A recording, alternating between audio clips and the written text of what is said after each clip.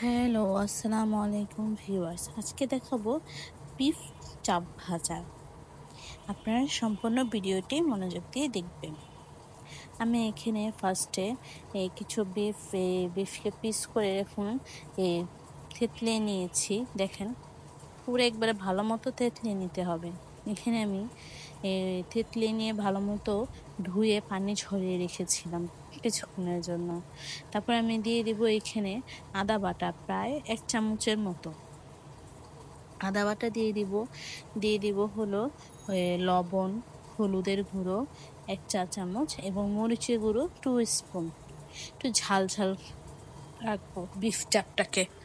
তখন আমি দিয়ে দিব মরিচের গুঁড়ো, তারপর দিয়ে দিব জিরার গুঁড়ো 1 চা চামচ, ধনিয়ার গুঁড়ো 1 চা চামচ এবং দিয়ে দিব হলো সাদা গোলমরিচ গুঁড়ো 2 চা চামচের মতো। আর দিয়ে দিব সয়া সস 1 টেবিল স্পুন এবং দিয়ে দিব হলো আমি এখন ভালো মতো মেখে নিব। এখানে আমি টমেটো সসও ইউজ করেছি প্রায় 1 টেবিল চামচের একটু বেশি। দিয়ে আমি ভালো মতো এটা মেখে ম্যারিনেট করে রাখবো। আপনারা অবশ্যই ম্যারিনেট করে রাখবেন, না হলে কিন্তু বিফটা একটু সফট হবে না। আমি এখানে প্রায় আধা ঘন্টার মতো ম্যারিনেট করে রেখেছি, যেন বিফের মাংসের ভিতরে ভালো মতো মশলাগুলো ঢুকে যায়। এই জন্য ভালো মতো মেখে আমি রেখে দিয়েছি। এখানে আমি অল্প সরষের তেলও আমি এখানে অল্প ইউজ করেছি। দেখেন, আমি এখানে ভালো মতো মেখে নিচ্ছি যেন প্রত্যেকটা মাংসের গায়ে মশলাগুলো ভালো মতো লেগে যায়। আপনারা অবশ্যই চেষ্টা করবেন ভালো মতো মাখিয়ে নিতে।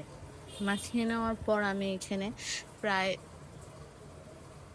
1 কাপেরও বেশি পানি দিয়েছিলাম।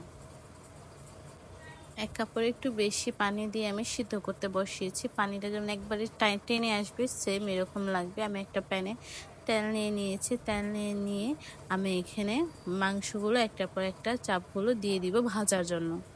এটা অবশ্যই ঢেকে ঢেকে ভাজবেন, আরও স্মেলটা সুন্দর আসবে। আমি এখানে ঢেকে ঢেকে ভেজেছি প্রায় সবগুলো। এখন দেখেন ভাজার শেষে কত সুন্দর একটা কালার আসছে এবং খেতে এত সুস্বাদু হয়েছে। এখানে কিন্তু মাংসগুলো আমি যখন সিদ্ধ করেছি ভেঙে গিয়েছিল, তার জন্য অবশ্যই সাবস্ক্রাইব করতে ভুলবেন না।